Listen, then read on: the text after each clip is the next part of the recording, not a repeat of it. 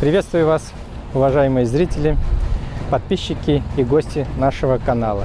Сегодня великий день, сегодня День Победы. И в связи с этим хочу, во-первых, поздравить всех наших ветеранов, всех тех, кто принимал участие и помогал фронту, чтобы их дело, их память жила вечно, потому что лишь благодаря ним мы сегодня радуемся жизни, наслаждаемся этой жизнью, и это все их победа.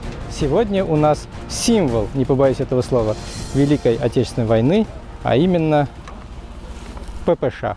Немного об истории. Массово начали производить ППШ уже когда вовсю шла война, а именно осень 1941 года. У меня в руках образец 1946 года, но это законное оружие. Оно, к счастью, сохранило свой оригинальный калибр 7,62 × 25, потому что есть в 9-мм патроне. Это оружие стреляет. Мы из него сейчас и постреляем, и посмотрим, как он себя ведет. Но скажу немножко из описательной части. Оружие тяжелое, как наши деды воевали, им нужно отдать должное. И, к счастью, у них сил было побольше, чем у нас сейчас, потому что его вес с магазина с патронами это аж 5,3 килограмма. Кто знает, кто понимает, кто носил оружие, либо носит сейчас и защищает родину, то это тяжело. К примеру, для Калашникова с пристегнутым магазином 3,6 килограмм.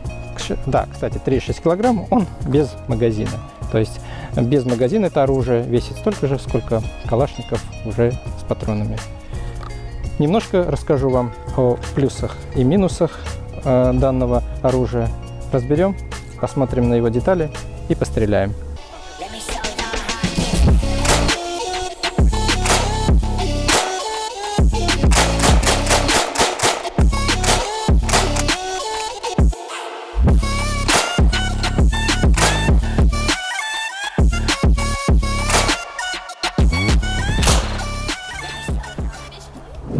Произведем неполную разборку пистолет-пулемета Шпагина. Извлекаем магазин. Для этого нужно поднять вот здесь фиксатор и поднять вверх.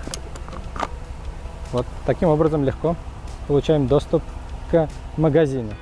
Следует отметить, что не все магазины были взаимозаменяемы, что является минусом у ППШ, о чем не принято говорить. Что это означает? На фронт поступал пистолет-пулемет с двумя бубнами на 71 патрон.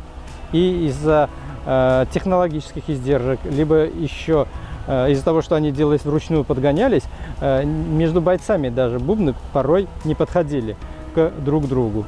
Это является одним из минусов. Позднее минусы и плюсы будем вот так перечислять. 71 патрон умещается. Нажимаем на клавишу в конце затворной рамы и по типу двухстволки, либо же аэр-платформы, кому как удобнее, да, вот так переламливаем оружие. Очень легко извлекается затвор с возвратным механизмом и амортизатором. В принципе, и все. То есть, если не снимать ложу с приборами, ствол у нас и ствольная коробка, они совмещены вместе, то на этом, можно сказать, неполная разборка, если УСМ не снимать, завершена. Имеем полный доступ к чистке и управлению оружием для всех нужд. Возвратный механизм – это просто пружина направляющая, которая входит в отверстие в массивный такой затвор. Я полагаю, здесь будет не менее чем полкилограмма. Его вес обусловлен тем, что принцип работы пистолет-пулемета, он основан на свободном ходе затвора. Что это означает? Что это некий баланс между весом затвора, количеством пороховых газов, длиной ствола. И этот баланс позволяет не осуществлять запирание. Вот. Ну, тяжесть она обусловлена сейчас даже в разобранном виде. Это ствол и вот этот экран, кожух, который защищает от перегревания, да, руки стрелка, который плавно переходит в ДТК. Это основная часть тяжести. Да, и сам приклад так скажем, если по-правильному ложа с приборами, он тоже тяжелый. Магазин. Магазин даже тяжелее, чем затвор. И, соответственно, он будет где-то килограмм, может быть, и с лишним. Вот эти все сумма этих весов и дает нам такую тяжесть оружия. Произведем сборку в обратном порядке. То есть мы установим возвратный механизм, возвратную пружину в затвор и разместим его внутрь. Здесь есть определенная ниша, куда должен встать пружина. Возвращаем до конца амортизатор и путем нажатия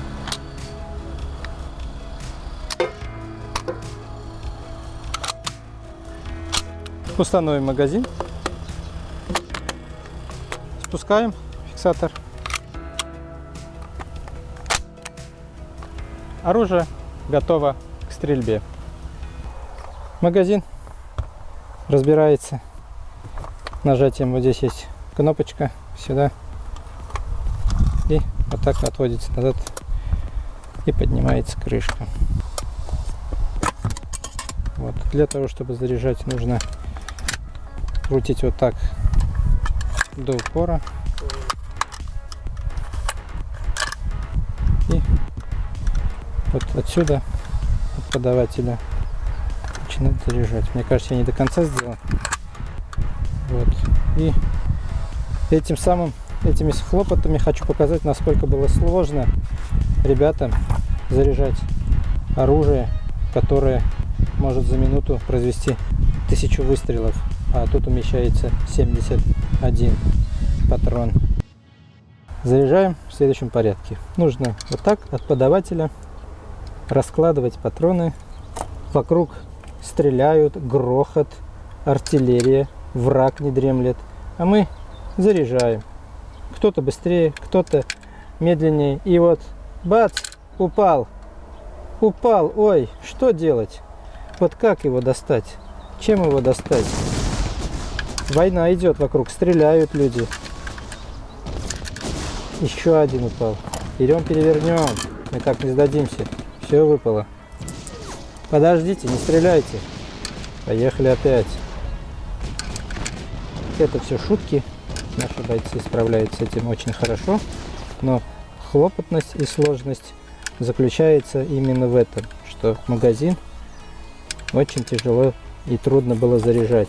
И это тоже является минусом. Были коробчатые магазины, ну, по типу АК, ровные, но там умещается 25-30 патронов. Это еще быстрее расход боеприпасов в случае перестрелки.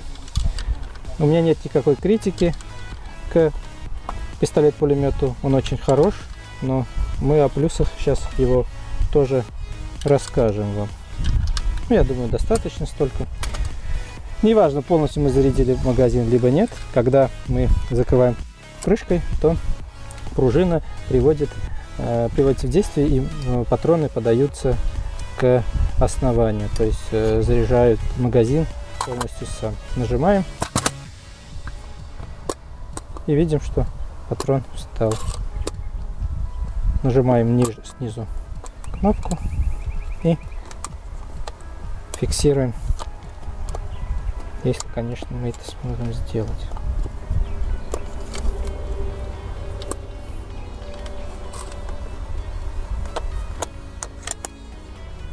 Вот эту кнопку посильнее нажимаем, и все получается как надо.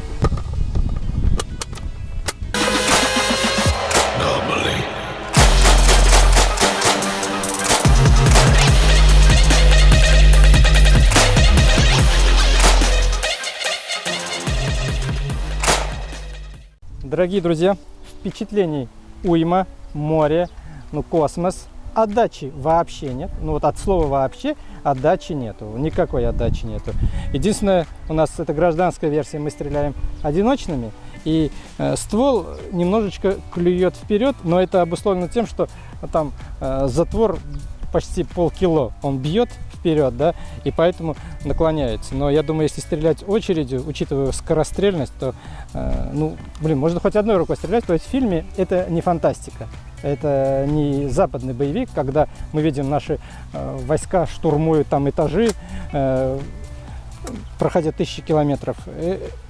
Отдачи нет. Можно хоть так стрелять, хоть от бедра стрелять, хоть удержать, наверное, если бойцы раньше были сильные, вот так можно стрелять для понтов, да, но если удерживать его, отдачи никакой нет, абсолютно.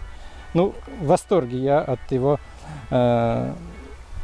эффекта. Один минус, но он во время войны не минус. Это мы сейчас жиру бесимся и минус. Проблема это открытый затвор. То есть всегда вот он может быть только таким. То есть он мог загрязниться, что угодно, но на фронте это не повлияло на то, чтобы все-таки достигнуть победы. Нет, это правда так. Я читал, у них эта проблема была тяжелое оружие, магазин бубенный и открытый затвор. Вот.